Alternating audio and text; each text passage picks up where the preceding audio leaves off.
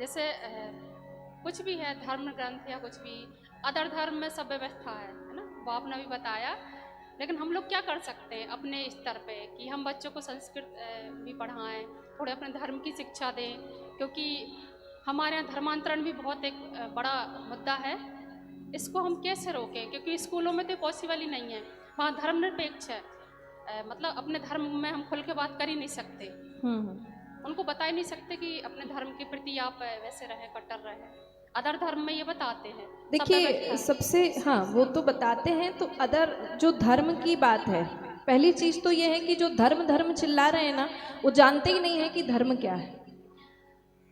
और ये भी सबको पता है कि सबसे ऊंचा धर्म सनातन धर्म है। वो इसलिए ये अपने बच्चों को बताना पड़ेगा कि जो लोग धर्म चिल्ला रहे हैं उनका धर्म धर्म नहीं है। अब वो पूछेंगे कैसे, हमें बताओ, कारण बताओ, क्यों? तो क्यों, देखो अंतर देखो, सनातन धर्म में आपको जहां कहीं भी मंदिर दिखेगा, मंदिर में पेड़ लगे दिखेंगे। सबसे पहले वृक्षारोपण किया जाता है, बिल्व पत्र का पेड़ होगा, शमी का पेड़ होगा, तुलसी का पौधा तो हर कहीं होगा, है ना। नीम के वृक्ष होंगे, पीपल के, और अधिकतर हमारे जो स्थान है देखना आप, बड़ के बरगद के वृक्ष के नीचे अधिक स्थान होते हैं। अब ये बड़ का वृक्ष, पीपल का वृक्ष, ये आपको मस्जिद में नहीं मिलेगा, आपको चर्च में कोई पेड़ नहीं मिलेगा, है ना, और गुरुद्वारा में भी शायद नहीं। लेकिन हमारे कुछ तो मंदिर ऐसे हैं जिनमें बड़ का वृक्ष है और मंदिर बना है, नीचे भगवान शंकर बैठे हैं। तो ये अपने बच्चों को बताइए कि देखो दूसरे धर्म में धर्म तो चिल्ला रहे हैं, वो हाथ जोड़ के प्रार्थना तो कर रहे हैं कि अल्लाह अल्लाह कह रहे हैं, लेकिन उनको पता ही नहीं है कि आखिर वो ईश्वर है कहाँ, आखिर वो अल्लाह है कहाँ। हमारे धर्म में हम वृक्ष लगाते हैं, वृक्ष लगाने का मतलब है कि अपनी श्वासों को बचाना। मानव जाति पर सबसे बड़ा परोपकार है वृक्ष को लगाना। आप तुलसी का वृक्ष लगाते हैं, 24 घंटे ऑक्सीजन देता है। अपने बच्चों को वैज्ञानिक रीजन बताइए कि ये हमारा जो धर्म है, धर्म का मतलब है कि सर्व समाज की रक्षा करना। सर्व समाज की रक्षा के लिए धर्म बनाए, धर्म का और कोई मतलब नहीं है। और जो समाज मानव की रक्षा करता है, सर्व समाज की, सर्व कल्याण की जिसमें भावना है, वही धर्म है। बाकी जिसमें कल्याण की भावना नहीं है, मारने काटने की भावना है, लूटने की, जमीनों पर चर्च बनाकर कब्जा करने की जिसमें भावना है, वो धर्म हो ही नहीं सकता। हमारे धर्म में सर्व कल्याण की भावना है। सर्व कल्याण में सबसे पहला काम है वृक्ष। ये सृष्टि, ये पृथ्वी, ये जीवन तभी चलेगा जब वृक्ष होंगे। आप फोटोसिंथेसिस जो प्रोसेस है उसमें बच्चों को बताते होंगे कि ह्यूमन जो है कार्बन डाइऑक्साइड छोड़ते हैं, और जो पौधे हैं, जो पेड़ हैं, वो ऑक्सीजन। अगर मानव नहीं होगा, मानो कि मनुष्य नहीं है, तो पेड़ भी नहीं होंगे। मनुष्य नहीं होगा तो कार्बन डाइऑक्साइड भी नहीं होगी, और यदि पेड़ नहीं है तो मनुष्य नहीं होंगे, क्योंकि पेड़ नहीं है तो ऑक्सीजन भी नहीं होगी।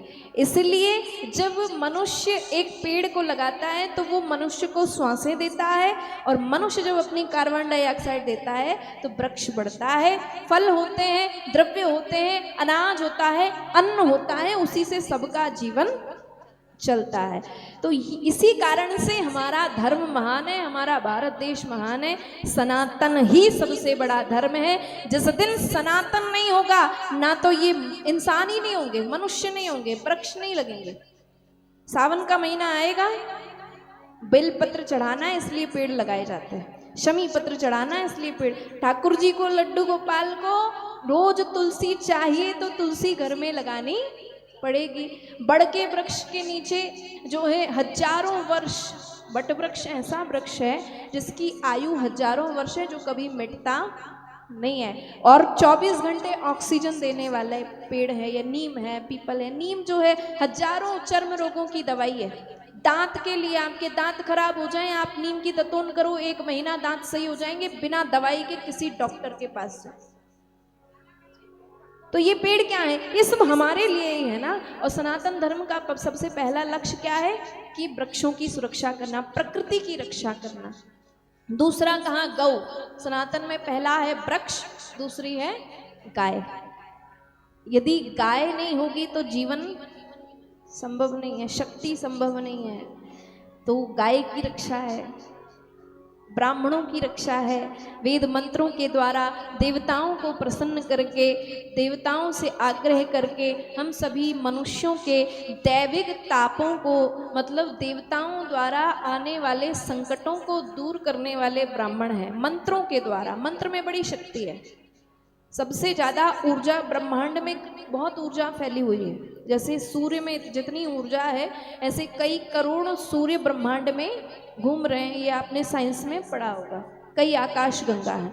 तो उन सारे ग्रहों की ऊर्जा हम सभी को शक्ति देती है, एनर्जी देती है। और जब हम उनकी पूजा करते हैं, उन मंत्रों के द्वारा उस एनर्जी से कनेक्ट होते हैं, तो हम अपार शक्तियों का भंडार बन जाते हैं। जो चाहे मनुष्य, आपने देखा होगा मानव ही सब कुछ कर रहे हैं, कुछ कम कर रहे हैं, कुछ ज्यादा कर रहे हैं, लेकिन सब मनुष्य ही कर रहे हैं। वो जो ज्यादा हाई लेवल पर पहुंच गए, आप किसी भी महापुरुष का इतिहास पढ़ लेना, किसी भी हाई लेवल पर पहुंचने वाले व्यक्ति की जीवन शैली को देख लेना, वो कहीं ना कहीं उस एनर्जी से, उस ईश्वर से कनेक्ट है, तभी वो आगे पहुंच पाया है। क्योंकि जब तक उसकी कनेक्टिविटी नहीं है, तब तक वो नहीं पहुंच पाएगा। जैसे कि पावर हाउस से अगर लाइट नहीं आएगी तो हमको लाइट नहीं मिलेगी। आप बैठे रहो अंधेरे में, लेकिन कनेक्शन तो आपको करना पड़ेगा। और जैसे ही कनेक्शन हो जाएगा, लाइट जलने लग जाएगी। और नहीं तो अंधेरे में बैठे रहोगे, कोई नहीं पूछने वाला। ऐसे हजारों जन्म लेते हैं, मृत्यु को प्राप्त हो जाते हैं। तो कनेक्टिविटी जरूरी है। तो धर्म यही है। हमारे सनातन धर्म भूखों को भोजन कराता है, मंदिर में प्रसाद बंटता है, भोग लगता है, भगवान को प्रसाद बंटता है। कि मंदिर में बाहर भजन करने वाले जितने संत महात्मा हैं, या जो भगवान के भरोसे बैठा है, उसको भोजन मिलने वाला है। अपने भोजन की थाली दूसरे भूखे को देने वाला अगर कोई धर्म है तो वो सनातन धर्म है। इसके अलावा कोई दूसरा धर्म नहीं है। तो इसलिए हमारे सनातन धर्म से अच्छा, धर्म का मतलब सबकी रक्षा, सबका कल्याण, सबके लिए परोपकार, सबको मिलकर आगे बढ़ाना, सबके लिए सौहार्द रखना, सब पर दया करना, सब पर करुणा करना, यही हमारा धर्म है। इसीलिए ये धर्म ऊंचा है। और जिस दिन ये समाप्त हो गया, जिस दिन हिंदू समाप्त हो गया ना, तो ना तो कोई मुसलमान रहेगा, ना कोई क्रिश्चियन रहेगा, ना कोई सिख रहेगा। मनुष्य नहीं होंगे तो फिर कैसे, है ना। धन्यवाद दीदी जी।